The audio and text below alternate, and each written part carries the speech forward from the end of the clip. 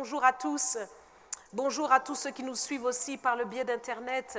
Nous sommes heureux de nous retrouver et c'est vrai que le Seigneur est tellement présent dans ce lieu que notre joie déborde. Dans cette présence de Dieu, nous allons vivre encore des moments très forts dans sa parole qui a déjà été introduite avec le pasteur Marc tout à l'heure qui nous a apporté une exhortation sur le thème de la semaine. Et effectivement, c'est la semaine de la vérité et dans cette vérité, nous devons nous établir dans cette parole du Seigneur.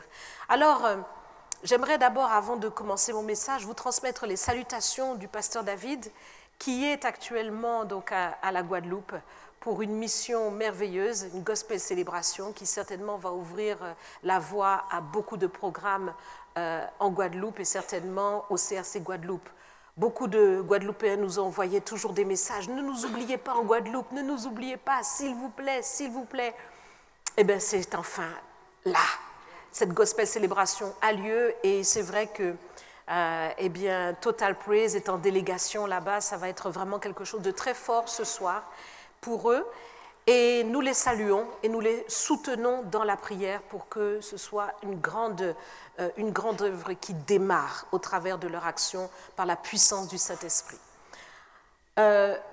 Donc le message que j'aimerais porter, que le Seigneur a mis sur mon cœur pour ce matin, s'intitule « La puissance de ta foi ». La puissance de ta foi pour posséder, pour entrer en possession. La puissance de ta foi. Et je crois vraiment que la pensée de l'Esprit est tellement merveilleuse.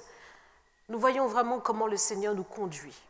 Nous voyons combien le Seigneur veut véritablement que chacun puisse rentrer en possession de ce qui est pour lui. Nous voyons combien le Seigneur veut nous donner une grande victoire collective et personnelle. Alors nous allons voir tout cela dans la parole de Dieu et je te demande vraiment de faire la place dans ton cœur. Et si tu le veux bien, nous allons invoquer le Seigneur ensemble pour cela. Seigneur notre Dieu, nous voici devant toi. Nous voulons vraiment te donner gloire ce matin, parce que tu es vraiment au milieu de nous. Et comme Marie à tes pieds, nous nous tenons devant toi pour entendre le son de ta parole. Seigneur ô Éternel, tu le dis et tu le montres encore. Que Seigneur, sur la terre tout entière, il y a beaucoup de troubles. Mais Seigneur ô Éternel, celui qui se confie en toi n'est pas confus. Et au contraire, Seigneur, ta puissance est à l'œuvre pour nous donner, Seigneur ô Éternel, d'être connectés à ton royaume et de vivre, Seigneur, l'intervention d'en haut. C'est pourquoi, Seigneur ô Éternel, voici ton peuple devant toi, chacun avec ses particularités. Voici ton peuple devant toi, nous tous ensemble avec le challenge que tu as placé pour l'œuvre que tu nous as confiée. Et nous te demandons ce matin de pouvoir véritablement nous parler par la puissance de ton esprit. Nous avons besoin d'entendre le son de ta voix. Et nous faisons taire toute voix contraire afin de t'écouter ce matin. Et nous te disons merci Père, dans le nom merveilleux de Jésus. Et nous disons ensemble, Amen. Alors si on peut augmenter mon micro dans les retours, s'il vous plaît, afin que j'ai une aisance et que je ne sois pas en train de crier pour m'entendre. Alors, ce matin, le passage que nous allons prendre et qui va démarrer cet enseignement se trouve dans Matthieu, au chapitre 19, à partir du verset 27. Pierre, prenant alors la parole, lui dit « Voici, nous avons tout quitté et nous t'avons suivi. Qu'en sera-t-il pour nous ?» Jésus leur répondit « Je vous le dis en vérité, quand le Fils de l'homme, au renouvellement de toutes choses, sera assis sur le trône de sa gloire, vous qui m'avez suivi, vous serez de même assis sur 12 trônes, et vous jugerez les 12 tribus d'Israël. Et quiconque aura quitté à cause de mon nom ses frères ou ses sœurs, ou son père, ou sa mère, ou sa femme, ou ses enfants, ou ses terres, ou ses maisons, recevra le centuple et héritera la vie éternelle. Plusieurs des premiers seront les derniers, et plusieurs des derniers seront les premiers, car le royaume des cieux est semblable à un maître de maison qui sortit dès le matin afin de louer des ouvriers pour sa vigne. Il convint avec eux d'un denier par jour, et il les envoya à sa vigne. Il sortit vers la 3e heure, et il en vit d'autres qui étaient sur la place, sans rien faire. Il leur dit allez aussi à ma vigne, et je vous donnerai ce qui sera raisonnable. » Et ils y allèrent. Il sortit de nouveau vers la 6e heure et vers la 9e heure, il fit de même. Étant sorti vers la 11e heure, il en trouva d'autres qui étaient sur la place, et il leur dit, « Pourquoi vous tenez-vous ici toute la journée sans rien faire ?» Ils lui répondirent, « C'est que personne ne nous a loués. »« Allez aussi à ma vigne, leur dit-il. » Quand le soir fut venu, le maître de la vigne dit à son intendant, « Appelle les ouvriers et paie-leur le salaire, en allant des derniers aux premiers. » Ceux de la 11e heure vinrent et reçurent chacun un denier. Les premiers vinrent aussi, croyant recevoir davantage, mais ils reçurent aussi chacun un denier. En le recevant, ils murmurèrent contre le maître de la maison et dirent, « Ces derniers n'ont travaillé qu'1 heure, et tu les traites à l'égal de nous, qui avons supporté la fatigue du jour et la chaleur. » Il répondit à l'un d'eux, « Mon ami, je ne te fais pas tort. N'es-tu pas convenu avec moi d'un denier? Prends ce qui te revient et va-t'en. Je veux donner à ce dernier autant qu'à toi. Ne m'est-il pas permis de faire de mon bien ce que je veux? Ou vois-tu de mauvais œil que je sois bon? Ainsi les derniers seront les premiers et les premiers seront les derniers et les premiers seront les derniers. » On va s'arrêter là.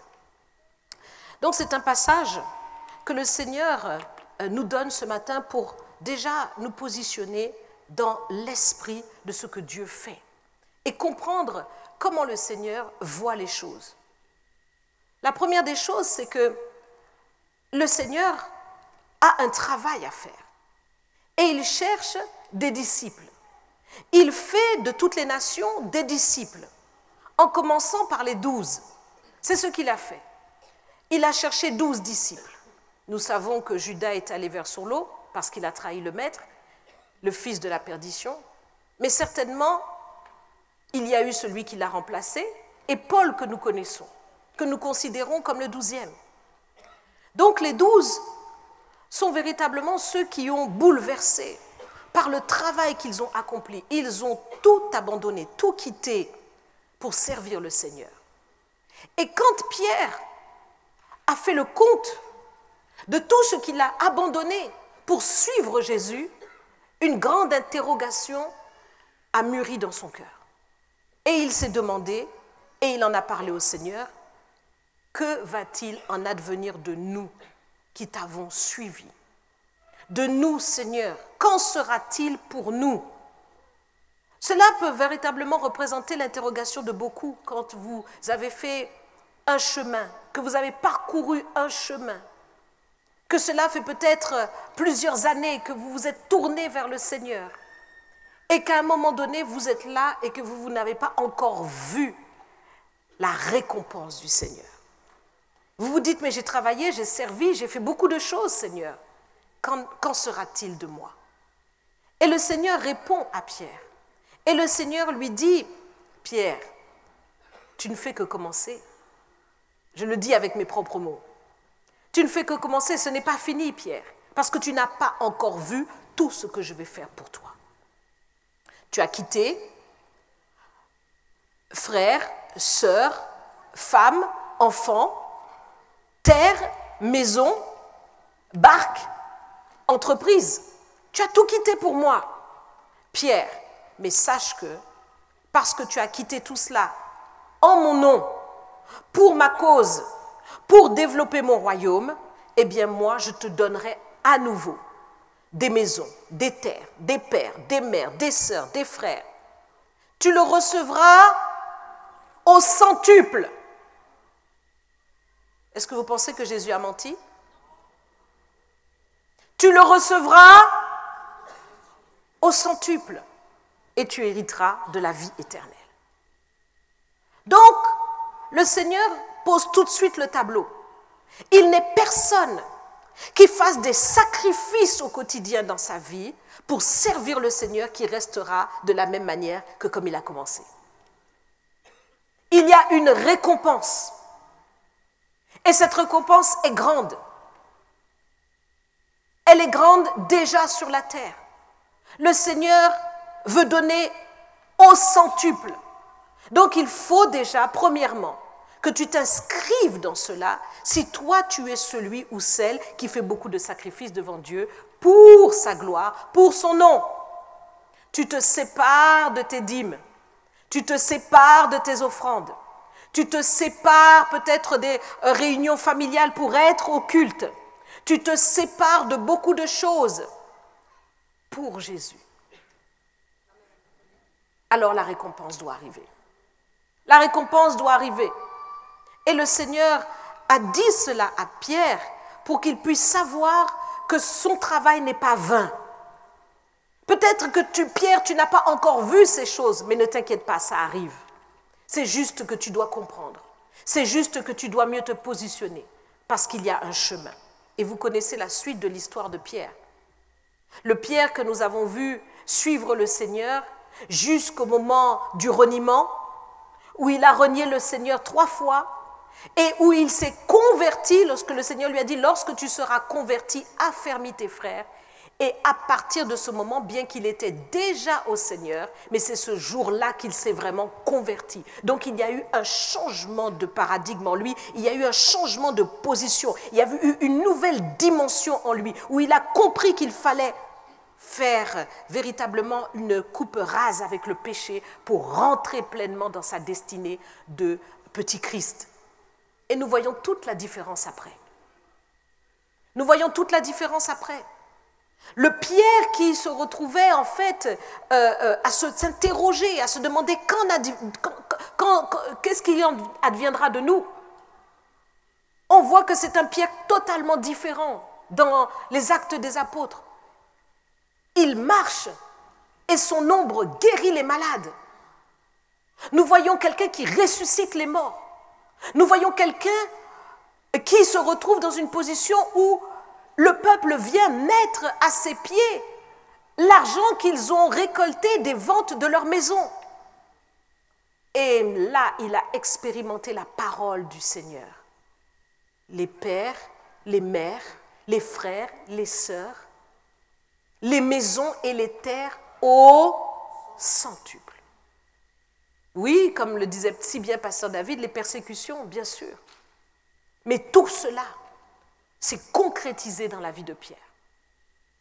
Et le Seigneur explique dans ce passage que le royaume des cieux, c'est exactement ça.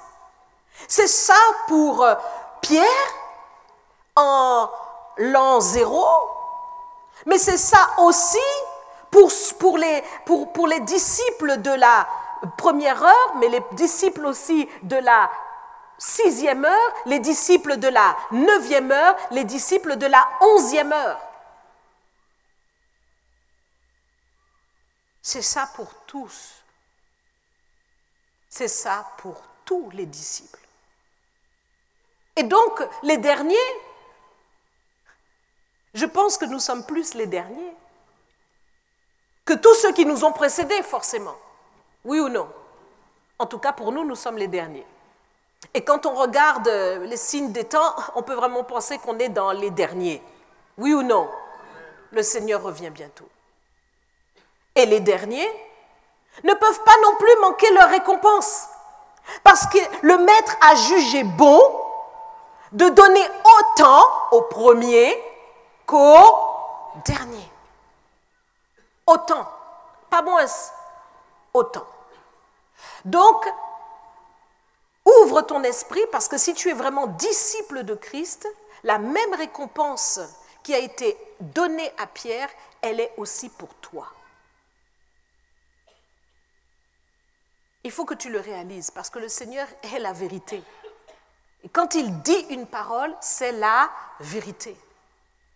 Et la différence entre Pierre et toi, c'est la foi. Pierre était un homme de foi. Et toi aussi, il y a une foi en toi. Mais à quel point tu rentres vraiment dans la puissance de ta foi pour expérimenter tout ce que Pierre a expérimenté. Les disciples de la dernière heure se sont présentés pour leur salaire et ils ont reçu leur salaire. Les disciples de la première heure étaient étonnés. Quand ils sont venus, ils pensaient qu'ils auraient eu plus. Comme les disciples de l'an 0, nous pourrons dire qu'ils pourraient penser qu'ils pourraient avoir plus que nous parce qu'ils ont subi toutes les persécutions, toute la chaleur du jour. Ils ont subi tout cela que nous n'avons pas à subir dans notre temps, dans notre génération, dans le lieu où nous nous trouvons. Oui ou non? Mais oui. Et pourtant, dans la bonté extrême du Seigneur,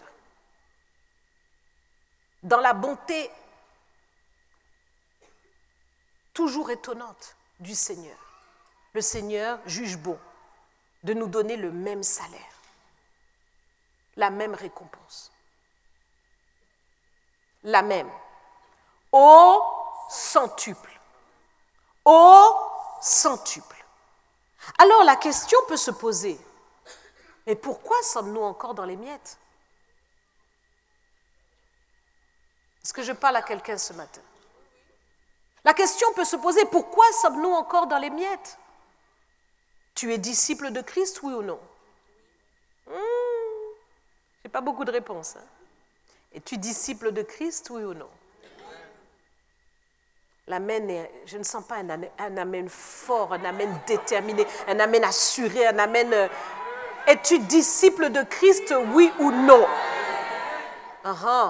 C'est le moment d'être positionné. Si tu es disciple de Christ, alors tu dois expérimenter la même récompense. Et je vous l'ai dit tout à l'heure, c'est un cheminement. Pierre n'a pas toujours eu cette récompense, parce qu'à un moment donné, il s'est posé des questions. Et si aujourd'hui tu es dans la même situation que Pierre au moment où il a posé la question au Seigneur, sache que devant, il y a des choses qui t'attendent.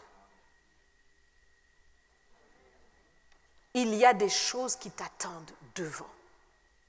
Et tu dois en être conscient, que ces choses sont beaucoup plus grandes, beaucoup plus élevées que ce que tu peux imaginer ou penser. Mais ce qui te limite, c'est d'abord ta propre réflexion. Des choses qui ont été installées en toi, un regard sur ta propre vie, une conception de ton quotidien, une conception de ta propre destinée qui te limite d'avance. Qui te limite d'avance.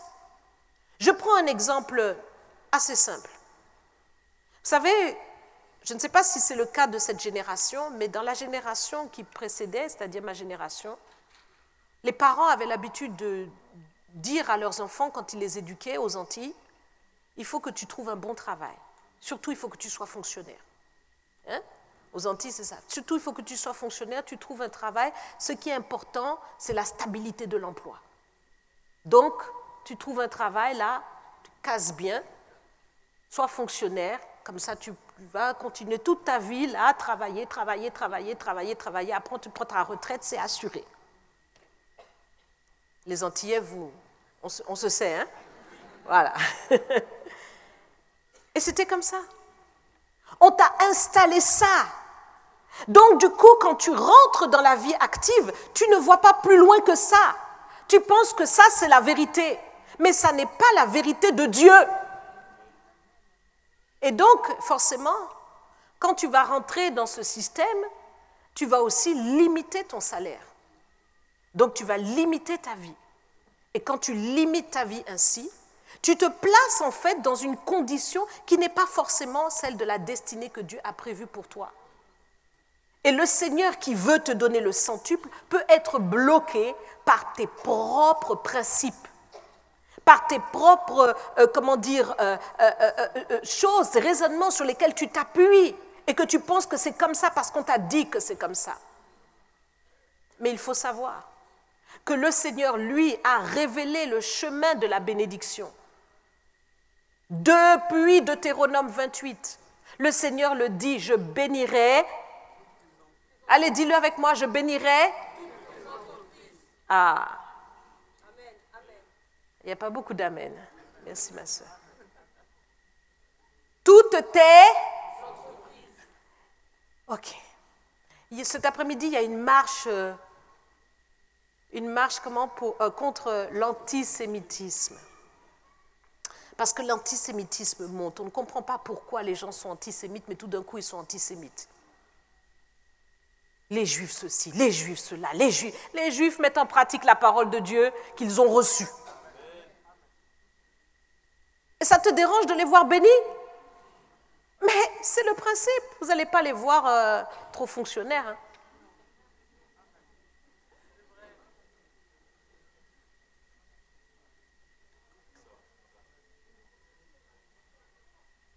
Ils ont leur entreprise.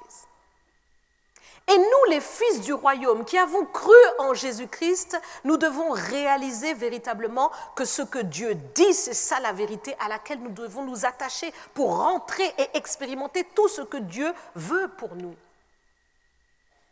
Et donc, effectivement, Pierre s'est posé beaucoup de questions, parce qu'il avait quitté beaucoup de choses, y compris sa pêche. C'était un homme d'entreprise, il avait plusieurs employés, des barques, etc. Mais le Seigneur lui a donné une autre entreprise, plus grande, l'œuvre de Dieu. Il était toujours dans l'entreprise. C'est toujours l'entrepreneuriat. Quand vous faites l'œuvre de Dieu, c'est l'entrepreneuriat. Vous entreprenez des choses pour la gloire de Dieu. Et le Seigneur a manifesté à Pierre qu'il n'était pas à court de solutions pour lui donner au-delà de tout ce qu'il pouvait penser ou demander. Donc, ce matin, ton esprit doit s'ouvrir et tu dois comprendre les principes de Dieu pour toi afin que tu accèdes exactement à cette parole-là. Il faut qu'une révolution se produise en toi.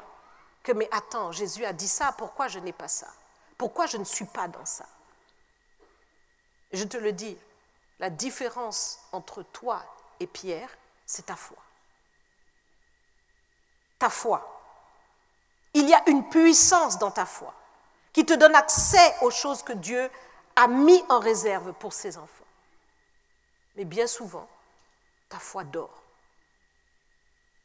Tu ne la mets pas en œuvre. Et tu mets en œuvre plutôt tes raisonnements. Et tu fonctionnes par tes raisonnements.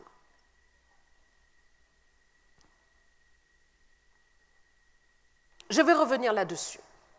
Mais avant de revenir là-dessus, j'aimerais déjà premièrement expliquer le positionnement de foi de Pierre. Pierre a rencontré Jésus. Pierre a compris que Jésus est le véritable, le saint. Il a compris qu'il est le chemin, la vérité et la vie. Et désormais, il veut le servir de tout son cœur, de toute son âme, de toute sa force et de toute sa pensée et ne plus avoir honte du nom de Jésus-Christ. Donc, il change de position. Il se positionne pour désormais chercher premièrement le royaume et sa justice. Il met de côté son ego. Il met de côté toute peur des hommes pour ne chercher que le royaume et sa justice. Il met de côté sa propre vie. Peu importe ce qui adviendra de sa propre vie, son objectif, c'est de chercher le royaume et sa justice. C'est ça la foi de Pierre.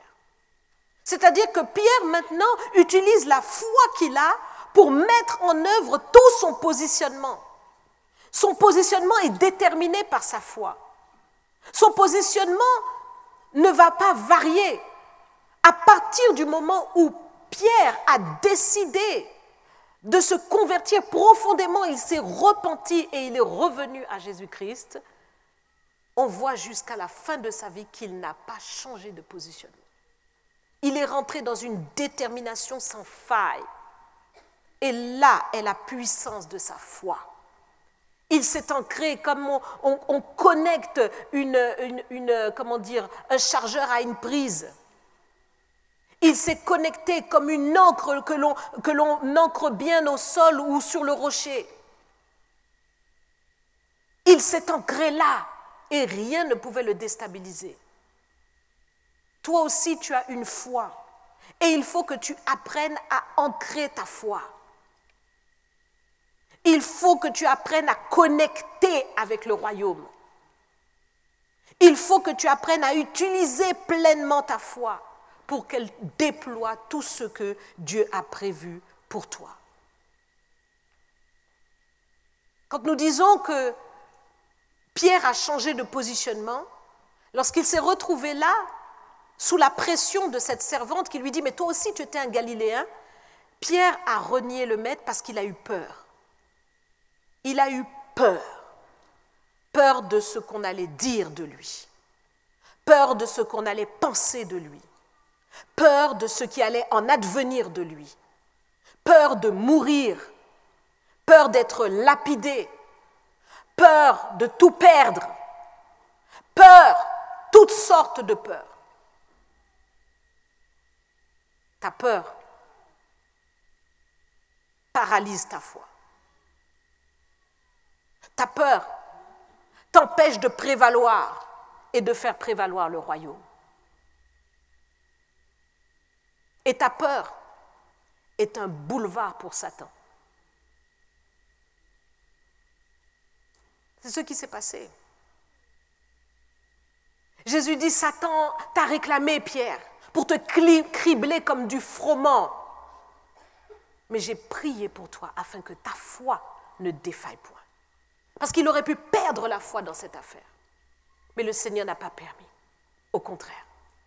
Et donc, j'aimerais que tu comprennes que les peurs qui peuvent être là dans ta vie sont véritablement les fossoyeurs de ta foi. Elles sont là pour empêcher que ta foi puisse prendre toute sa dimension et que ta foi puisse te faire rentrer dans tout ce que Dieu a prévu, y compris ton propre développement, ton propre accroissement et celui du royaume. Pierre, une fois qu'il s'est positionné pour ne chercher que le royaume et sa justice, eh bien, il a focalisé toute son attention sur le royaume. Non pas dans une attitude religieuse, pour dire que chaque dimanche, maintenant, on va se réunir et on va prier, on va louer le Seigneur, et puis après, on va retourner à nos activités. Non. Pierre est rentré, non pas dans une attitude religieuse, mais dans une attitude de discernement. Discernement pour voir et savoir tout ce que le Seigneur pourrait lui demander, tout ce que le Maître pourrait attendre de lui, afin qu'il l'exécute promptement. C'est ça la foi de Pierre. Et toi, est-ce que ta foi te pousse à chercher le royaume au point de discerner et d'entendre et de voir tout ce que le Seigneur a prévu pour toi?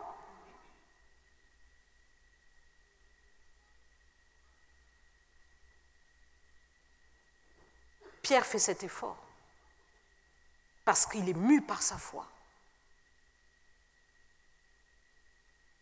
Toi aussi, tu dois faire cet effort.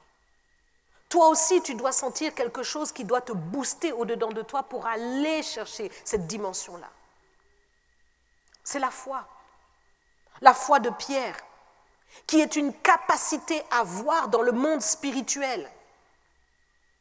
Pierre est là. Il est monté dans un temps de jeûne et de prière parce qu'il a la foi. Et pendant qu'il est sur la terrasse en train d'adorer le Seigneur, il voit une vision. Ses yeux sont ouverts parce qu'il a la foi. Ses yeux sont ouverts, spirituellement parlant. Il a une extase et le Seigneur lui montre toutes sortes de reptiles, d'animaux impurs selon la loi. Et le Seigneur lui dit, Pierre, tue et mange.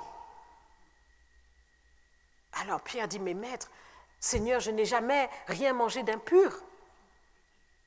Parce que Pierre est dans la sanctification. Pierre obéit à la loi, c'est un juif. Le Seigneur lui dit, Pierre, tue et mange 3 fois. Et la vision s'arrête. Et il comprend.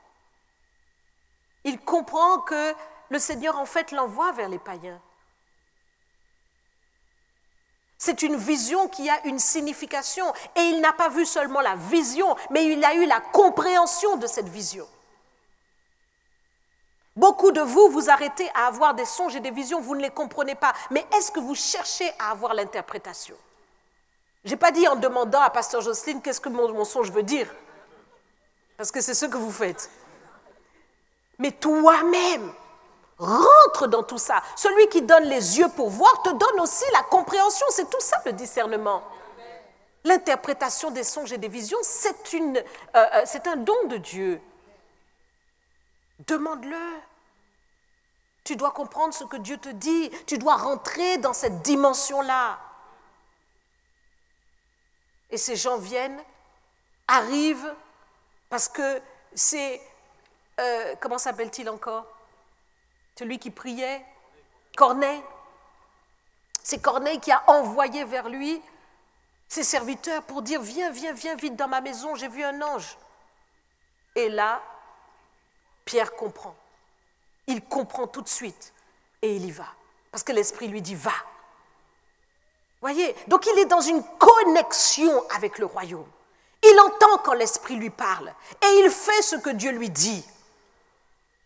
Toi aussi, tu dois rentrer dans cette dimension-là. C'est ça la différence entre toi et Pierre.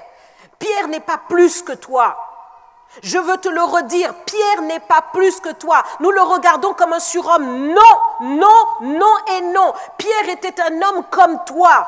Il avait des peurs qui le paralysaient. Il avait toutes sortes de choses. Mais à un moment donné, il y a eu une révolution en lui. Et cette révolution doit se produire en toi pour que ta vie change. Si tu es fatigué de ce que tu vis, mon ami, il faut qu'une révolution soit produite en toi pour que les choses changent. Cette révolution doit avoir lieu. C'est un bouleversement total. Comme on dit en anglais, a shifting. Il doit y avoir un changement en toi. Il doit y avoir un bouleversement qui se produit en toi pour te dire, je dois saisir cette gloire. Je dois rentrer dans cette dimension. Je dois expérimenter la puissance de Dieu. Je dois la vivre parce que Jésus est vivant. Parce qu'il est vivant, je dois expérimenter cette puissance de Dieu. Pierre était connecté. Pas le temps pour les Insta et scroller toute la journée. Pas le temps pour les Facebook et je ne sais quoi. Pas le temps pour les jeux vidéo. Vous croyez que Pierre avait le temps pour les jeux vidéo alors que la gloire de Jésus-Christ, la puissance des meurtrissures de Jésus-Christ l'attendent là, dans sa maison, là où il est dans son jeûne, là où il est dans sa prière, quelque chose peut se produire et vous croyez qu'il allait être dans les vidéos et compagnie? Évidemment, je fais exprès ce parallèle par rapport à notre temps. Parce que nous sommes les disciples de ce temps. Pierre ne reviendra pas, son temps est passé, mais le Seigneur s'adresse à nous. Amen. Pierre a fait son temps, mais nous sommes les disciples de ce temps. Allez par toutes les nations et faites de toutes les nations des... Il n'a pas dit des enfants de Dieu assis tous les dimanches au culte. Il a dit faites des disciples. Je le redis, Dieu connaît ses enfants. C'est lui qui appelle ses enfants. Mais pour nous, notre travail, ce n'est pas de faire des enfants de Dieu. Notre travail, c'est de faire des disciples. Si Pasteur David et moi n'arrivons pas à faire de vous des disciples, on n'a pas réussi notre travail. Vous devez devenir des... Pensez-vous qu'en tant que disciple, le Seigneur vous voit moins que Pierre? No way. No way. Le Seigneur voit chacun d'entre nous comme il a vu Pierre. Il dit, Pierre, je ferai de toi un pêcheur d'hommes. Toi aussi, Dieu t'appelle à faire de toi, à ce que tu sois un pêcheur d'hommes. Tu dois être un disciple pour Christ. Ne te laisse pas envahir par tes peurs, mais regarde à la gloire de Dieu, comme Pierre a regardé à la gloire de Dieu.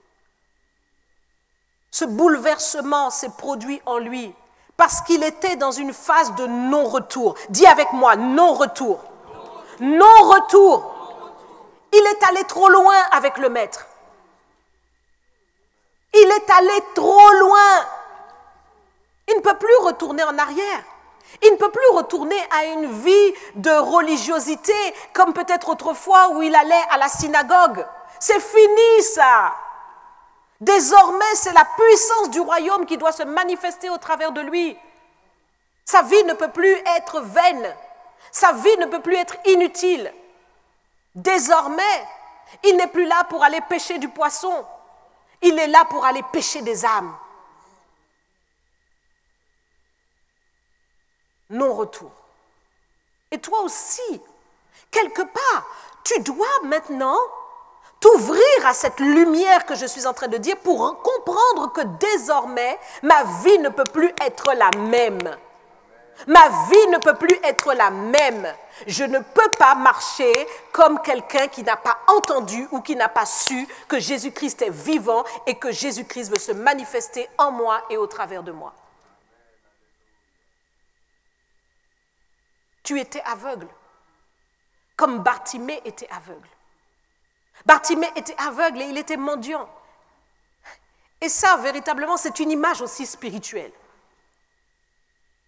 C'est-à-dire que tu ne vois rien spirituellement.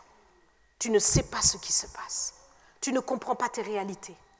Tu vois que tu te débats avec des choses, mais tu ne sais pas de quoi il s'agit. Tu te débats parce que tu ne vois pas. Tu ne vois pas que tout ce qui te bloque, cet échec qui poursuit, c'est un envoûtement qui a été fait contre toi par la famille, par des choses. J'ai lu un témoignage puissant d'une sœur en Christ qui avait véritablement beaucoup de problèmes et de maladies. Énormément de maladies, c'était comme un enchaînement, une déflagration de choses. Et notamment au niveau de son cœur, une maladie rare au niveau de son cœur qui faisait que son cœur était trop gros et... Enfin bref, je ne pourrais pas donner le nom de cette maladie, c'est un nom complexe. Et ça a engendré tellement de conséquences. Mais quand elle a commencé à prier le Seigneur s'est révélé à elle. Et un jour, le Seigneur lui a donné un songe. Et dans ce songe, elle voit des gens de sa famille ou des gens de sa famille, ou des gens au village, ou je ne sais plus où, qui ont ouvert un poulet, une poule, et qui ont commencé à faire du trafic avec cette poule, comme ils voulaient la sacrifier. Et quand ils ont vu qu'ils avaient retiré tous les organes de cette poule, ils ont commencé à dire « Oh là là, il faut qu'on remette les organes, il faut qu'on remette les organes !» Elle a vu le songe, et elle entend la voix du Seigneur qui lui dit « La poule, c'est toi. » Une autre fois, elle voit dans le songe qu'elle est là et puis elle commence à vomir. Et quand elle vomit, ce sont des serpents et des serpents et des serpents et des serpents.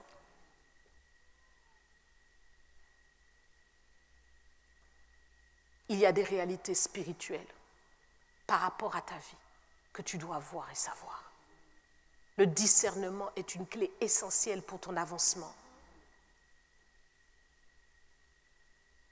Bartimée est là, aveugle et mendiant, au bord de la route. Il est là. Dans cette situation dans laquelle il se trouve, il ne voit pas clair. Il ne sait pas même pourquoi il est dans cette situation. Mais à un moment donné, parce qu'il a su que Jésus passait, la révolution s'est produite en lui. Une révolution profonde. Fils de David, aie pitié de moi. Fils de David, aie pitié de moi. Bartimée, chut. Bartimée, tu déranges le maître, Bartimée. Fils de David, aie pitié. Il crie encore plus fort. Personne ne peut l'en empêcher de crier encore plus fort. Personne ne peut l'en empêcher parce qu'il sait qu'à cette connexion qu'il va établir avec le roi des rois et le Seigneur des seigneurs, certainement sa condition va changer. Il le sait. Cette révolution s'est produite en lui à tel point que maintenant, lorsque le maître l'appelle, il jette son manteau à terre. Le manteau était un manteau que l'on donne à tous ceux qui sont handicapés, malades, etc., pour que l'on puisse reconnaître la personne dans son handicap. Il a jeté son manteau d'aveugle parce qu'il sait que plus jamais il ne le sera encore. Il sait que désormais, cette situation est terminée. Je m'en vais vers le Maître. Je rentre dans ma nouvelle dimension. Je rentre dans ma destinée. Je rentre dans ma vie. Je rentre dans les choses que Dieu a pour moi. Et mes yeux s'ouvrent désormais. Je le vois, je le saisis. Je le saisis avant même de le vivre. Je jette mon manteau. C'est ça qu'il a fait. La révolution s'est produite en lui pour avoir le plus de Dieu. Tu ne dois pas te satisfaire de ce que tu es, de ce que tu as. Tu ne dois pas te satisfaire. Ceux qui se satisfont s'arrêtent et ils reculent. Ils reculent. J'entends même certains qui n'ont plus besoin, soi-disant, de l'Église, tellement ils sont bénis. Ah, mais l'arrivée, ça risque d'être grave. Bref, je ferme la parenthèse. Bartimée a compris et il a saisi. Et il est rentré dans cette dimension-là, cette dimension puissante pour expérimenter la gloire de Dieu. Toi aussi, tu dois expérimenter la puissance de Dieu et une révolution doit se produire en toi. Parce que tu es là exactement comme Bartimée, aveugle, tu ne connais pas qui tu es. Tu te méprises parce qu'on a dit de toi que tu dois être là, juste là. Je dirais même là, reste là, même bien en bas. C'est ce qu'on t'a dit. Mais Bartimée, à la force de son poignet, si je puis dire à sa détermination, à crier, « Fils de David, aie pitié de moi !» Et rien ni personne ne pouvait l'en empêcher parce qu'il voulait saisir le plus de Dieu. Qu'est-ce que toi tu fais pour dire « Taisez-vous » et saisir ce que Dieu a pour toi? Qu'est-ce que tu fais comme Élisée? Chaque fils de prophète vient, oui, tu sais, taisez-vous, parce qu'il est concentré pour saisir ce qui est à lui. Qu'est-ce que tu fais pour te concentrer? Qu'est-ce que tu abandonnes? Il y a des choses à abandonner. Il a abandonné son vieux manteau. Il a abandonné cette position de mendiant, où il est là en train d'espérer des miettes, espérer qu'on lui donne 1 euro, espérer qu'on lui donne 2 euros, espérer qu'on lui donne peut-être les allocs. Espérer qu'on va lui donner cette petite prime à la fin du mois. Oh oh.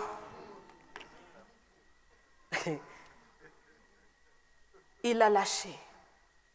Il a lâché cette position de mendiant pour devenir maître, un maître dans les choses. Parce que lui aussi voulait voir. Fils de David, aie pitié de moi.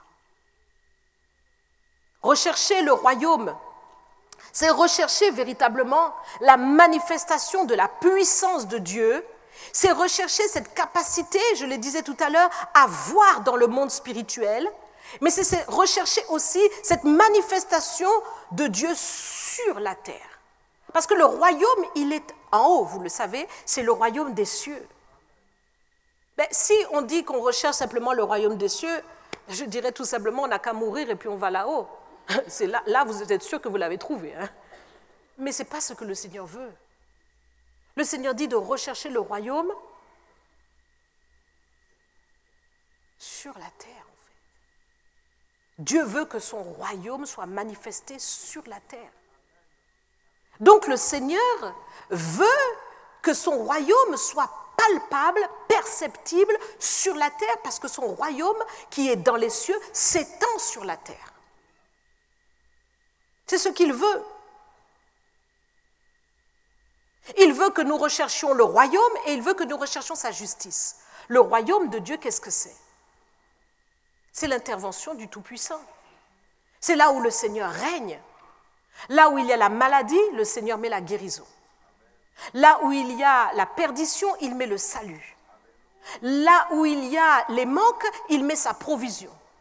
C'est le royaume. C'est le royaume. C'est le royaume en mouvement pour accomplir tous les dons, toutes les choses que le Seigneur a à manifester. Sa sagesse, sa révélation, c'est le royaume. Là où nous sommes rassemblés pour louer le Seigneur, c'est le royaume. Mais maintenant, le Seigneur veut aussi que nous recherchions sa justice. Et là, ce n'est plus la part de Dieu. Quand nous parlons du royaume, c'est l'intervention de Dieu. C'est Dieu qui intervient. C'est là où il règne, il siège et il pose un décret. Il dit une parole et cette parole s'accomplit. Oui, ça c'est le royaume.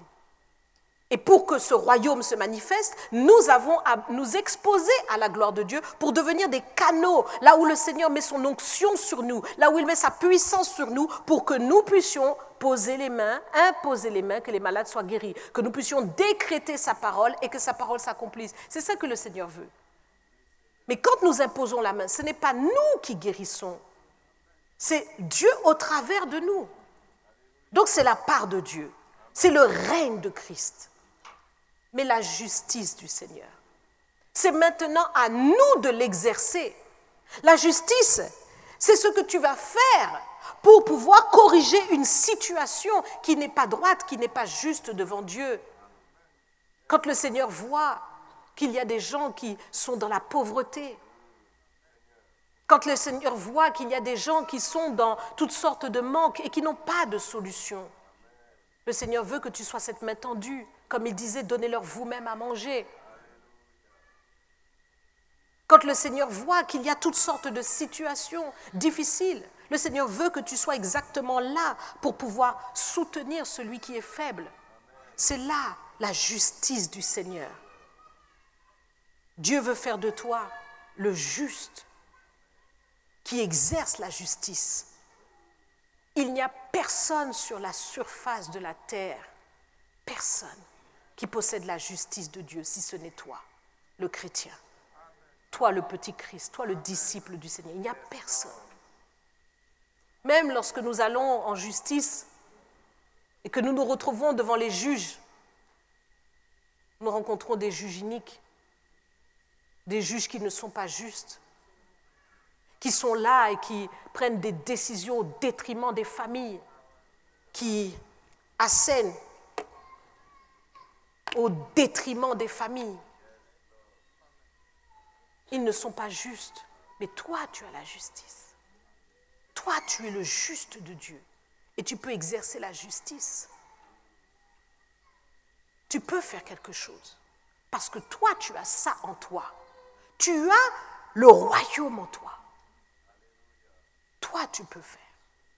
Et donc, maintenant, lorsque nous disons qu'il faut rechercher premièrement le royaume et la justice, ça va vouloir dire maintenant pour toi que tu dois sortir de cette dimension où toi-même tu es en fait soumis à ce monde dans tous les domaines de ta vie. Est-ce que tu entends ce que je suis en train de dire? Ça veut dire quoi? Dimanche, alléluia, alléluia, alléluia. Et puis quand tu sors de là, lundi,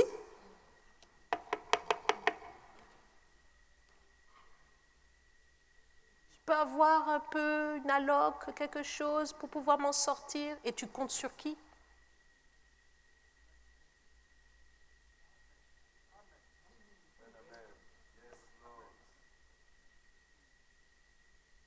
Si tu veux pouvoir aider ton prochain dans la dimension dans laquelle Dieu veut que tu puisses l'aider, il faut que tu aies plus. Il faut que tu aies plus. Il faut que tu aies beaucoup plus. Beaucoup, beaucoup, beaucoup, beaucoup, beaucoup, beaucoup plus. Beaucoup plus. Si tu veux véritablement, le Seigneur l'a déjà comptabilisé. Il a dit que c'est au centuple. Il a déjà comptabilisé pour toi, en fait. Regarde, en fait, comment toi, tu vois les choses. Tu les vois toutes petites, mais Dieu voit beaucoup plus grand. Et là, il est important pour toi de comprendre ce que le royaume veut faire. D'abord, premièrement, comprends qui est ce roi qui est dans ce royaume. C'est le créateur du ciel et de la terre. Tu n'as qu'à regarder la grandeur de l'univers et tu vas comprendre qui tu sers. Tu vas regarder tout ce que Dieu a mis sur la terre. Lorsqu'il a mis Adam et Ève dans le jardin, il a d'abord pris le temps de mettre tous les poissons dans la mer, de mettre tous les oiseaux dans le ciel, de mettre tous les animaux sur la terre. Il a mis tout ce que Adam avait besoin. Il a tout mis, y compris dans le jardin, et ensuite il a placé Adam. Il ne manquait de rien. Et il a pourvu en profusion. Il a donné des semences à chaque chose pour que de génération en génération, il ne manque de rien. Donc regarde la grandeur, ouvre ton esprit, regarde la grandeur de ton Dieu. Quand Dieu te dit qu'il veut te donner un centuple, sache que le Seigneur n'est pas à court pour pouvoir faire ce qu'il dit.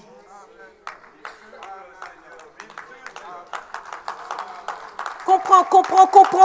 Il n'est pas à court. Il sait exactement comment il peut faire et comment il va faire. La preuve, Jésus en a donné la démonstration à Pierre. Et c'est ça qui a commencé par bouleverser Pierre.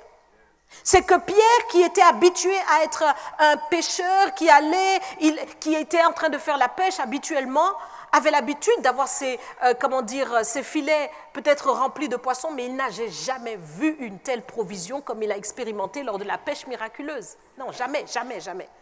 Là, il a fallu appeler les autres barques. Les filets se rompaient. Vous imaginez? Mais vous imaginez?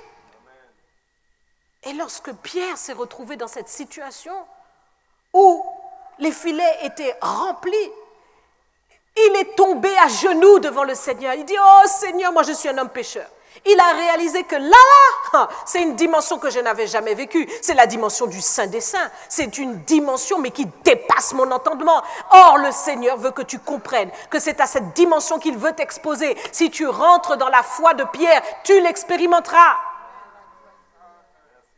Tu l'expérimenteras. Le Seigneur aurait pu donner juste ce dont Pierre avait besoin. Vous êtes d'accord avec moi? Mais le Seigneur a donné à Pierre au-delà. Il en avait tellement, c'était en abondance. Ton Dieu est un Dieu d'abondance. Ton Dieu est un Dieu d'abondance.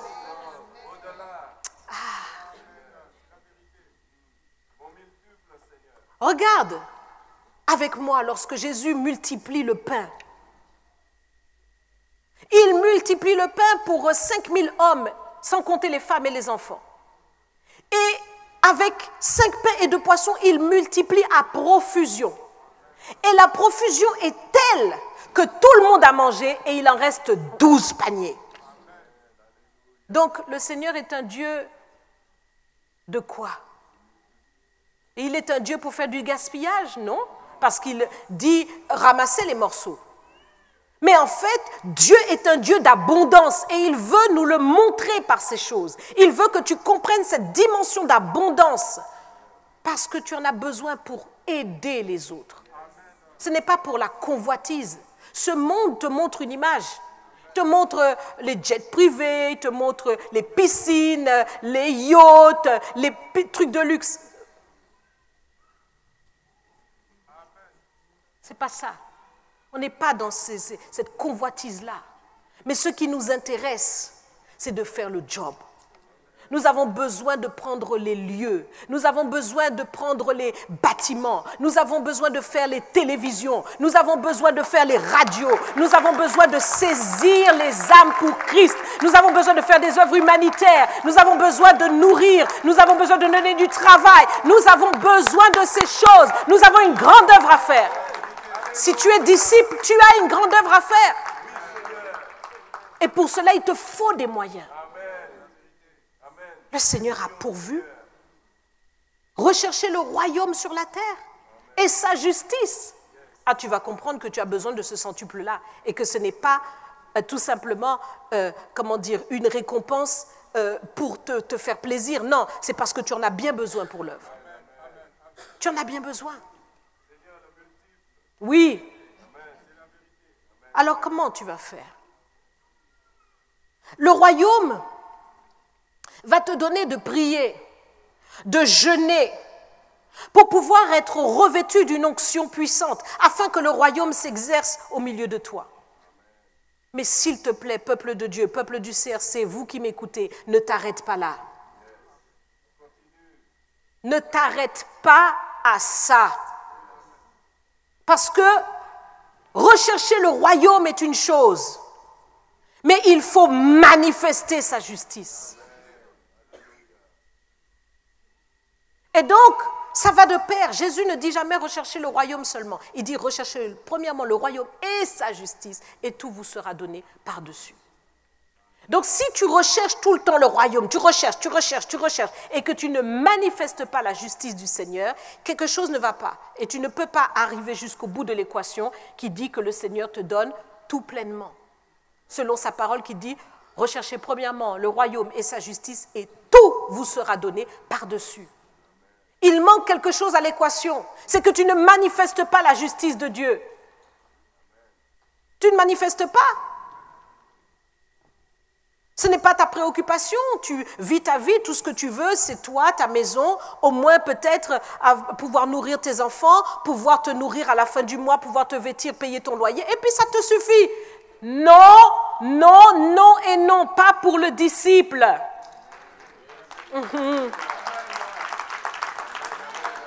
Pas pour le disciple. Le disciple veut manifester la justice de Dieu. Donc il est tourné vers les autres. Il doit aller, il doit faire des autres des disciples. Il doit aller vers les nations. Il a un travail à accomplir. Si tu es vraiment dans cette dimension de faire avancer le royaume de Dieu sur la terre, non seulement tu vas jeûner et tu vas prier, mais tu vas faire en sorte que les ténèbres reculent vraiment sur la terre. Donc, faire que les ténèbres reculent, ça te demande du courage. Parce que là, on n'est plus entre quatre murs à la maison en train de jeûner et de prier. Mais on se lève maintenant et on prend possession du terrain. Ça change tout. Pierre, qui était enfermé pendant plusieurs jours avec les autres disciples, parce que le maître est parti et que désormais, on ne sait pas ce qui va advenir. Maintenant, la Pentecôte arrive, la révolution s'est produite et il sort. Il ne reste plus entre quatre murs. Il sort et il proclame avec autorité la parole. Il sort. La peur est bannie. Maintenant, le courage est venu et la responsabilité de l'évangile repose sur ses épaules. Parce qu'il sait maintenant qu'il est la bouche du Seigneur, qu'il est les pieds du Seigneur, qu'il est les mains du Seigneur pour que le royaume de Dieu avance. Toi aussi, tu dois sortir de tes peurs pour que le royaume avance et que les ténèbres reculent vraiment. Dans 1 Jean, chapitre 5, verset 19, il nous est dit, nous savons que nous sommes de Dieu et que le monde entier est sous la puissance du malin. Le monde entier. Donc, malheureusement, même l'entreprise où tu vas travailler,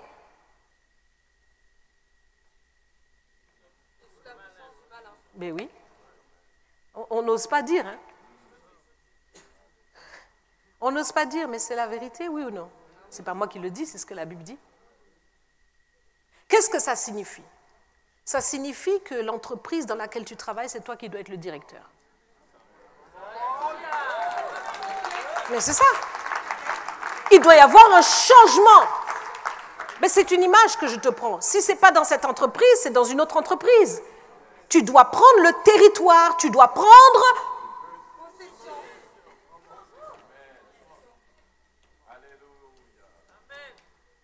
Si tu veux que la lumière avance, il faut que les ténèbres reculent. Et pour que les ténèbres reculent, il faut que toi, tu avances hors de tes sentiers habituels. Tu dois monter dans une nouvelle dimension.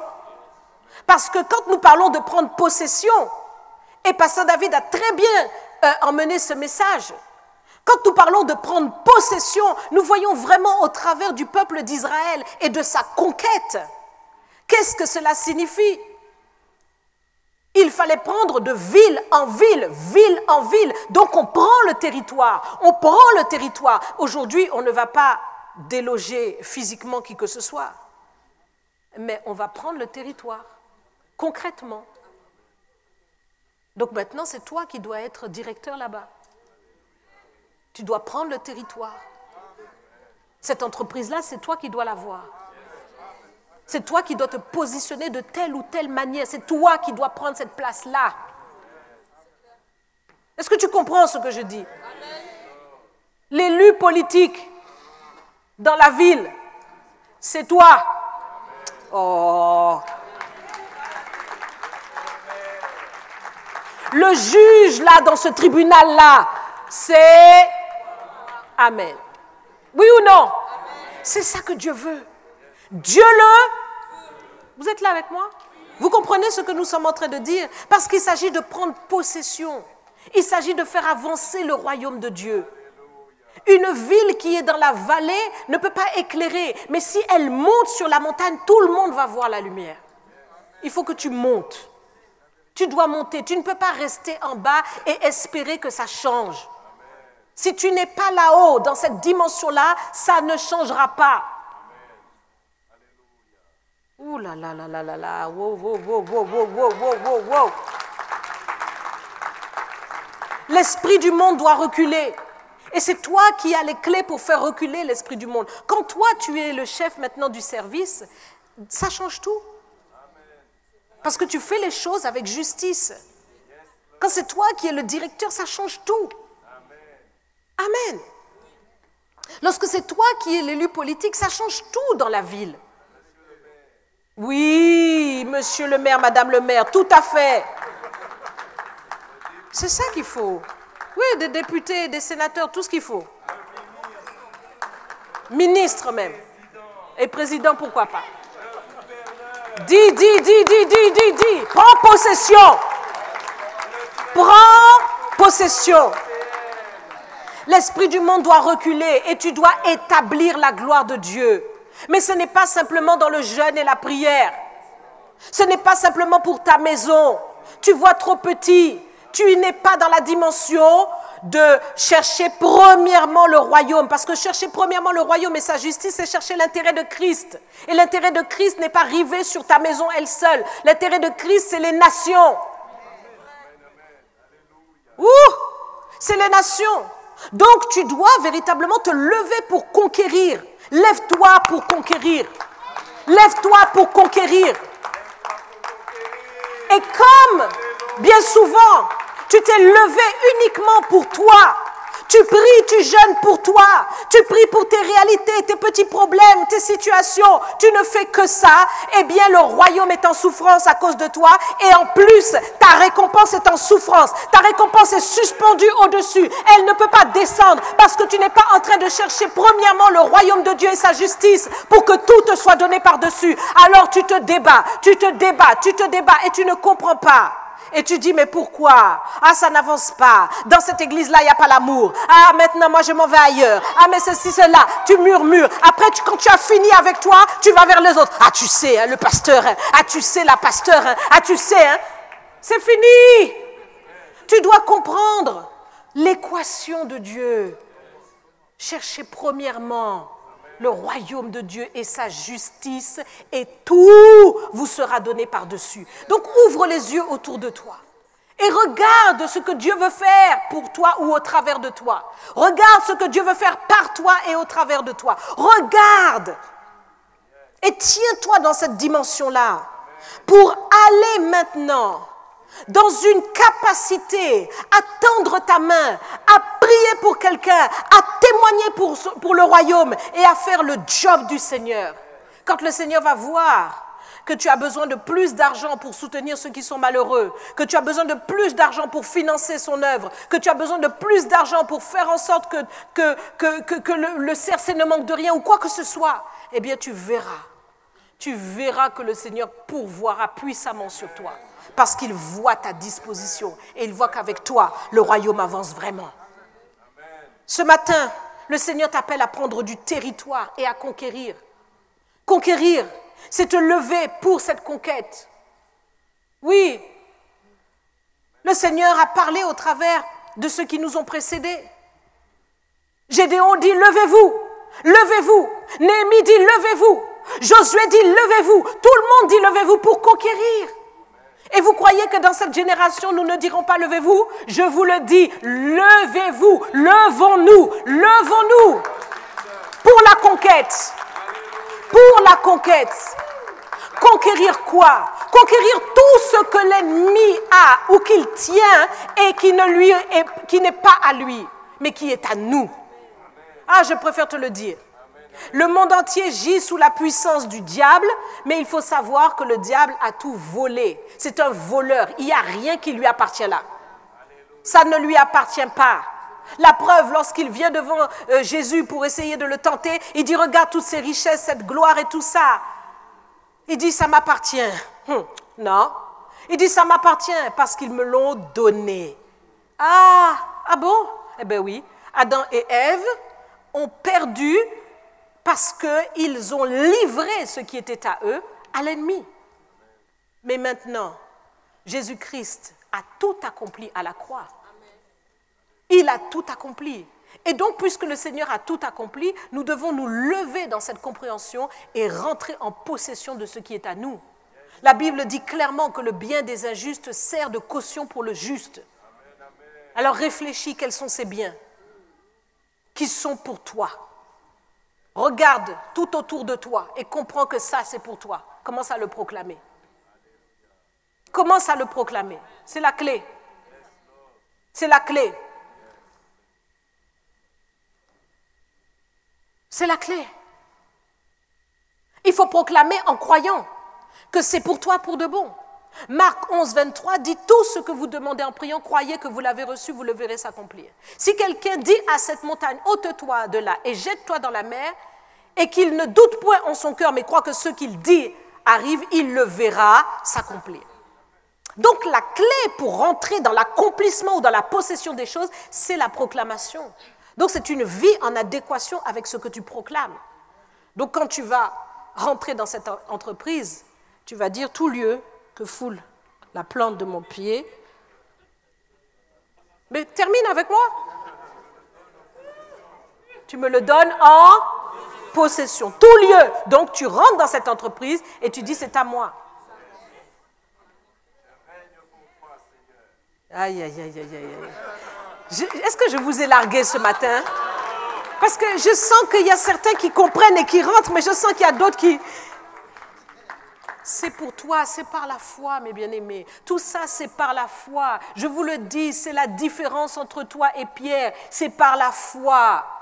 Et la foi, elle s'exerce dans la bouche, en conformité à ce que tu as dans ton cœur.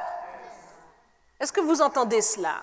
Donc ça signifie que tu dois le proclamer, parce que la proclamation est l'exercice de la parole de Dieu dans ta bouche pour proclamer et ordonner, et les choses se produisent.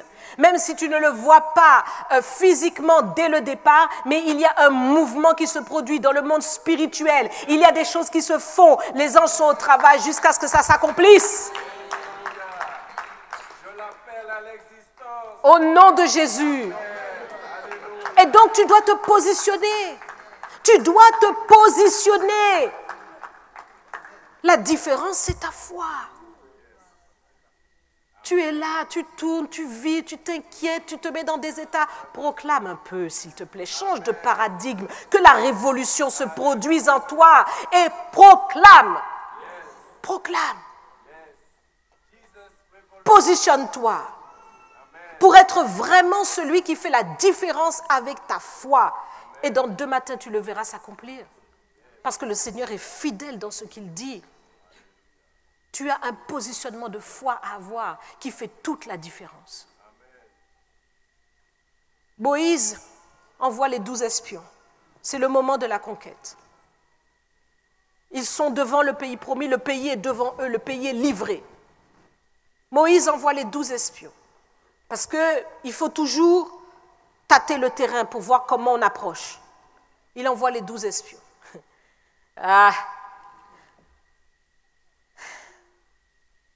Les 12 espions reviennent avec les fruits du pays. C'est un pays vraiment extraordinaire.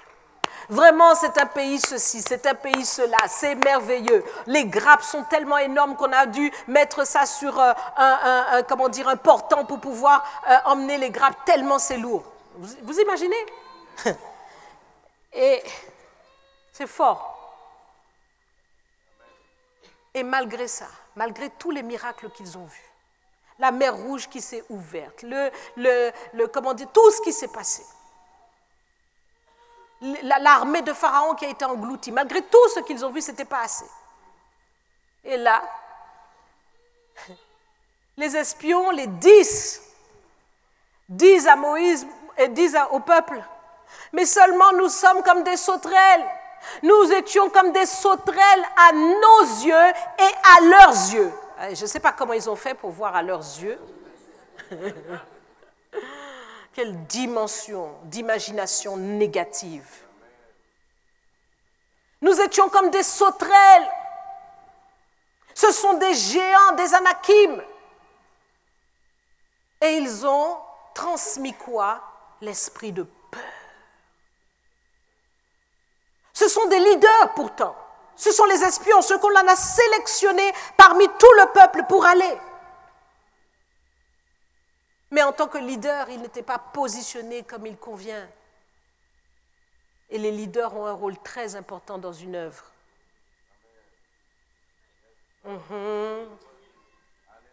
Les leaders ont une position très importante dans une œuvre. Ils ont la capacité d'orienter le peuple d'une manière ou d'une autre. Donc faites très attention, les leaders, à comment vous parlez, à ce que vous dites, à ce que vous faites. Vérifiez que vous êtes toujours dans la foi, toujours dans la pensée de Dieu, toujours dans la vision de l'Éternel, toujours dans l'accord avec vos leaders.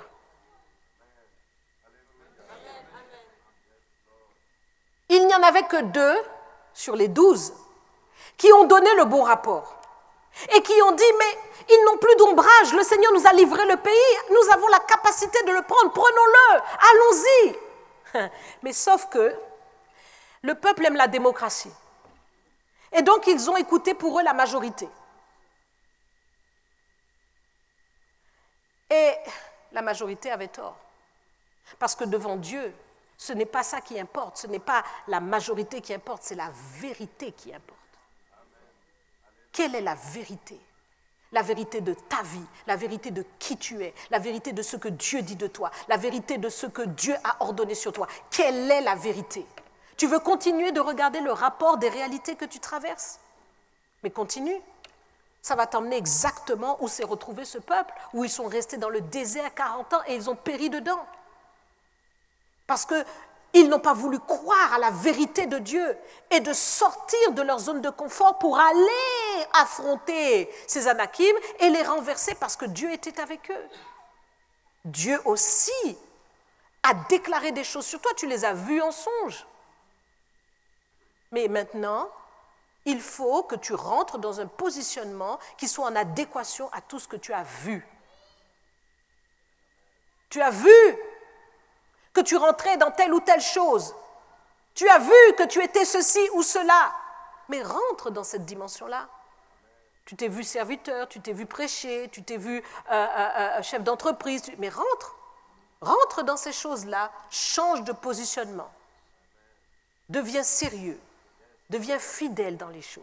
Le Seigneur dit fidèle dans les petites choses, je vous confierai de plus grandes. Deviens stable émotionnellement.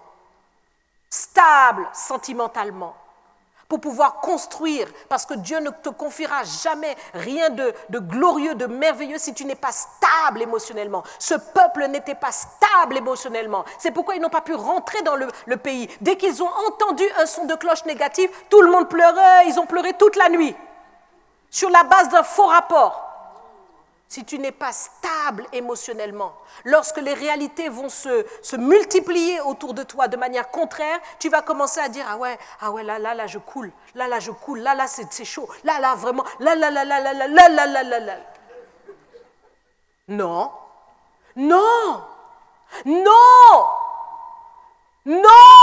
cela n'aura pas lieu. Dieu t'a livré le pays, c'est pour toi. Tu dois rentrer dans cette dimension, tu dois prendre possession. Donc si l'ennemi te dit que tu vas rester célibataire, dis non. Dis avec moi, non. Tu connais déjà l'issue. Parce que le songe n'a pas menti. Tu dois te positionner. Rentre dans ta stabilité. Si tu crois que tu auras toujours les mêmes problèmes, toujours les mêmes échecs, mais dis non à l'ennemi. Je connais déjà l'issue. Amen. Aux yeux de Satan, c'est lui qui est la sauterelle pour lui-même, face à toi.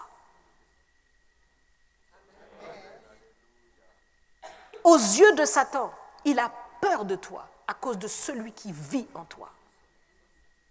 Il faut que tu prennes conscience de ça. Satan a peur. Il a peur que tu te lèves dans la prière. Il a peur que tu te lèves dans ta destinée. Il a peur que tu prennes les bonnes décisions. Il a peur que tu deviennes un homme fidèle à ton épouse.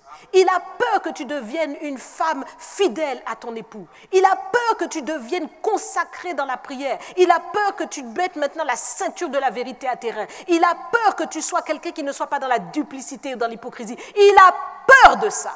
Parce qu'il sait que lorsque tu vas revêtir ton identité de disciple, plus rien ne sera comme avant. La révolution aura lieu et tu marcheras sur toute la puissance de l'ennemi et rien ne pourra te nuire. Il le sait. Il le sait. Il tremble déjà à cette idée. Parce que lorsque toi, tu te lèves dans ton identité, tu causes des dégâts dans son royaume. Tu prends possession du territoire et tu deviens non seulement quelqu'un qui possède le territoire, comme la Bible dit que le juste possédera le pays, mais le Seigneur te dit qu'il fait de toi une bénédiction et une source de bénédiction. Donc maintenant, c'est toi qui emploies les autres. C'est toi qui donnes à manger à quelqu'un. Oh, quelle grâce! Quelle grâce! Le Seigneur veut que tu rentres dans cette dimension-là. Et effectivement, Satan a peur que tu rentres dans cette dimension-là. Il en a peur. Donc, ne renverse pas les rôles. La peur est dans son camp, pas dans le tien. Laisse la peur dans le camp du diable. C'est lui qui doit avoir peur et qui doit trembler devant toi. Et toi, tu dois te lever pour prendre possession par la foi puissante que Dieu t'a donnée. N'aie pas peur. Des choses qui te sont inconnues, mais vers lesquelles Dieu t'envoie. Dieu te dit, c'est moi qui t'envoie, je suis avec toi. N'aie pas peur. Tu verras que tu maîtrises plus que les anciens. Parce que David disait, mais je suis plus sage que mes pères. Oui, pourquoi? Parce qu'il y a une sagesse en toi qui vient d'en haut. N'aie pas peur. N'aie pas peur. Le Seigneur te dit, ne méditez pas sur ce que vous allez dire, etc., parce que je vous donnerai à l'heure même ce que vous devrez dire. Donc, comprends que dans ta bouche, il y a une puissance. Dès que tu vas ouvrir la bouche, tout le monde sera étonné de la sagesse qui va jaillir de toi. On va te regarder, on va dire, c'est toi qu'on veut. On va dire, ah non, non, non, lui là, mettez-le là. Viens, viens, c'est toi qu'on a besoin. Comme on a trouvé Joseph, c'est toi qu'on va mettre là. Comme on a trouvé Daniel, c'est toi qu'on va mettre là. C'est important, mes bien-aimés, de prendre possession maintenant. Le temps que nous sommes, au temps où nous sommes arrivés maintenant, ça fait 20 ans que nous avons fait le festival. Je peux vous dire que tout ce que le Seigneur est en train de nous dire maintenant, c'est levons-nous et prenons possession. Le temps est arrivé, mais le peuple doit changer. Pour prendre possession, nous devons rentrer dans une nouvelle dimension. La révolution doit se produire en toi, parce que c'est toi qui es un canal, et ensemble, nous serons ce canal puissant pour que les choses se fassent. Mais il faut que tu sortes maintenant de cette dimension charnelle, terrestre, de toutes tes peurs, de toutes tes attitudes, comme si tu n'as pas un Dieu. Il faut sortir de ça, sortir de la religiosité, sortir de l'immaturité, sortir de l'enfance spirituelle, accepter d'être mature, parce que c'est sur quelqu'un de mature que l'on peut faire reposer des responsabilités, que l'on peut faire de toi quelqu'un qui est porteur du royaume. Il faut que tu sortes de l'émotivité. Il faut que tu sortes du sentimentalisme. Il faut que sortir de cette dimension-là charnelle qui est un boulevard pour Satan. Il faut que tu montes. Monte. Monte, s'il te plaît. Monte. Monte encore. Ne te dis pas, je suis arrivé. Ne te dis pas, ça suffit, j'ai assez prié. Ne te dis pas, ça suffit, j'ai assez jeûné. Mais continue et agis. Il y a la prière et il y a l'action. Il y a la Bible que l'on tient en main et il y a l'épée que l'on manie. Tu dois véritablement te positionner maintenant et te lever. Ne reste plus dans tes quatre murs. Là où tu dois aller, vas-y. Ne sois plus dans l'hésitation. Une porte s'ouvre devant toi, tu te dis, est-ce que c'est Dieu, est-ce que c'est l'ennemi? C'est pour toi, rentre.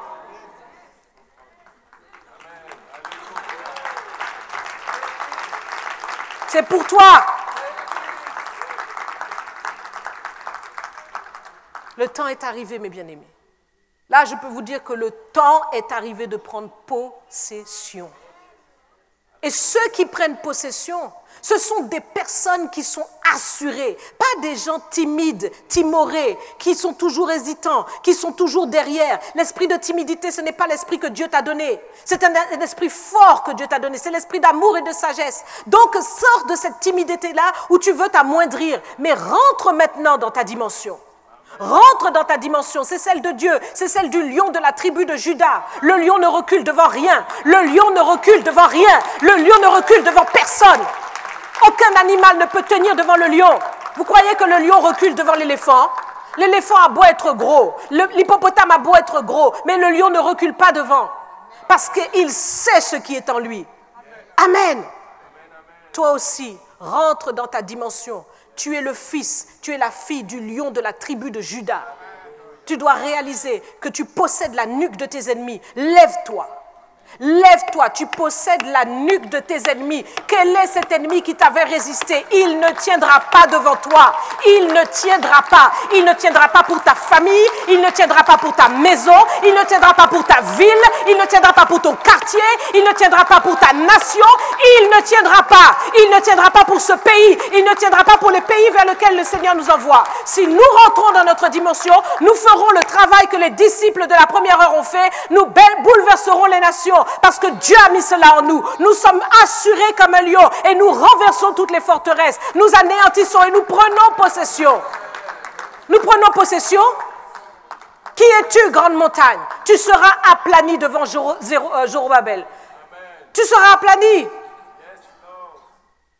Si tu es déterminé, si tu te lèves comme Pierre s'est levé, plus rien ni personne ne pourra t'arrêter. Et il est temps que tu rentres dans cette dimension-là.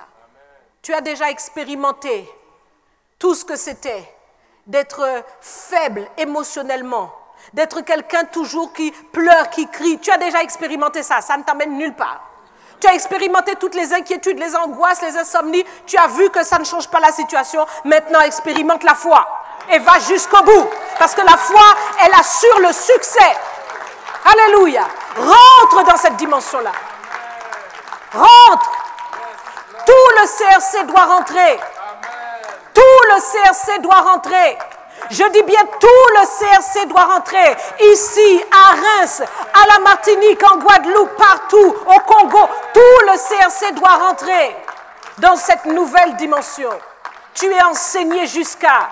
Tu es enseigné jusqu'à, je te le dis, tu as eu formation, tu as eu IFM, tu as eu jeûne, tu as eu prière, tu as eu Jéricho, tu as 10 jours, tu as tout. Tu as tout, mais maintenant, mets en pratique pour rentrer dans ces choses. Lève-toi, lève-toi et prends possession. Prends possession de ta santé. Prends possession de ta délivrance. Prends possession de toutes les choses, les provisions que Dieu a pour toi. Les entreprises, prends possession des postes. Prends possession de tout ce que Dieu veut pour toi. Prends possession. L'ennemi t'avait résisté. Il t'avait résisté parce que tu n'étais pas bien positionné. Mais aujourd'hui, je te le dis, lève-toi. Lève-toi comme Josué s'est levé. Le Seigneur a dit à Josué, nul ne tiendra devant toi tant que tu vivras. L'ennemi ne peut pas tenir devant toi si tu te tiens en Christ, si tu te tiens vraiment debout et si tu te tiens dans la foi. Tu as une puissance. C'est ta foi. C'est ta foi. Satan ne peut pas défier ta foi. Ta foi est inébranlable. Ta foi, c'est Dieu lui-même qui l'a placée en toi. C'est Dieu qui l'a construit. C'est Dieu qui l'édifie. C'est Dieu qui s'en nourrit. Il a fermé ta foi. Il la rend inébranlable. Utilise cette foi, je te le dis. Utilise-la. Utilise cette foi pour voir comment le Seigneur va renverser la situation en ta faveur, en faveur du royaume de Dieu, en faveur de l'œuvre de Dieu. Amen. Utilise cette foi. Alléluia. Nous voulons voir cette gloire de Dieu. Amen. Et parce que nous allons utiliser notre foi, plus rien ne va nous résister, je te le dis. Si le CRC se lève comme un seul homme, si nous sommes comme une armée, rien ne pourra tenir devant nous. Amen. Tu as compris ce matin? Mets-toi debout. Alléluia. Que le nom du Seigneur soit béni.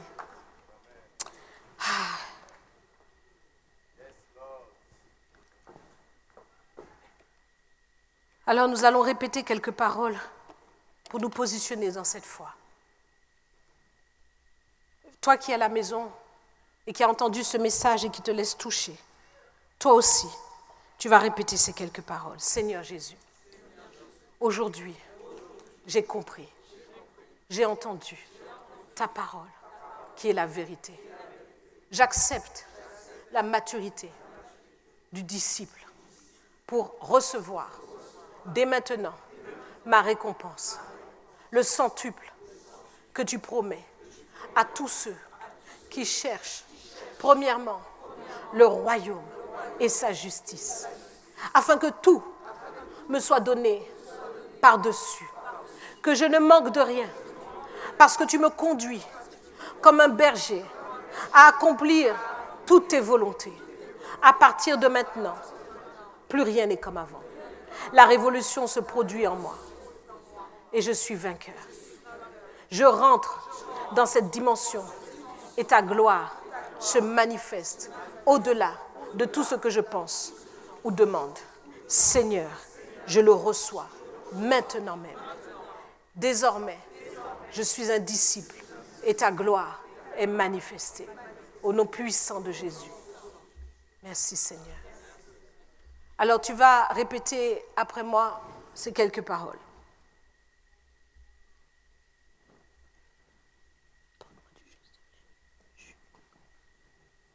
Tu vas répéter encore ces quelques paroles. Seigneur Jésus, cette révolution, je l'accepte. Cette révolution, je prie et je parle à l'Esprit pour qu'il la déclenche en moi. Je veux cette révolution, Seigneur, afin que désormais, quelque chose se passe. Pour que je jette le manteau de l'échec, le manteau de la peur, le manteau de l'aveuglement, le manteau de l'assoupissement, le manteau de la lourdeur, et que désormais, je sois la femme, l'homme de la situation. À partir de maintenant, je rentre dans ma destinée.